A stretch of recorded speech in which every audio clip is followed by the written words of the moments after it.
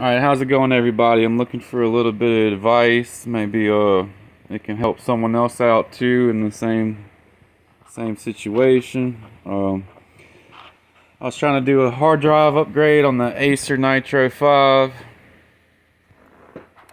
Ordered this off of Amazon. NVMe m.2 solid state drive. Before I ordered it, I looked at the pins on this. One gap, 5 pins on one side. Let me do this very gently.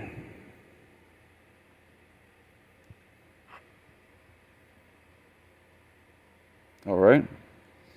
So then I ordered one. I was like, well, it looks exactly like mine. But here in the instructions it says SATA, which is this over here. PCIe. It's supposed to look like that.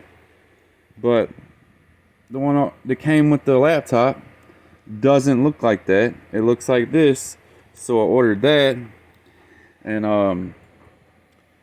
I put it in the slot.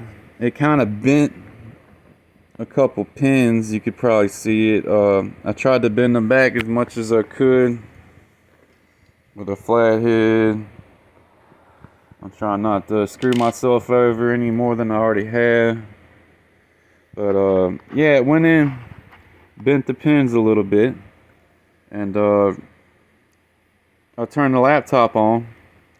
It doesn't see the hard drive anywhere. But if I ordered this one, then it doesn't look anything like that one. But would it have worked?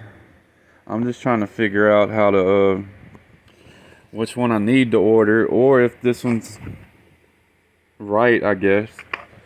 Don't want to ruin this. I'm trying to fix it before I mess it up even more, you know. Alright guys, that's it. Just please let me know what's going on. I appreciate it. Thanks.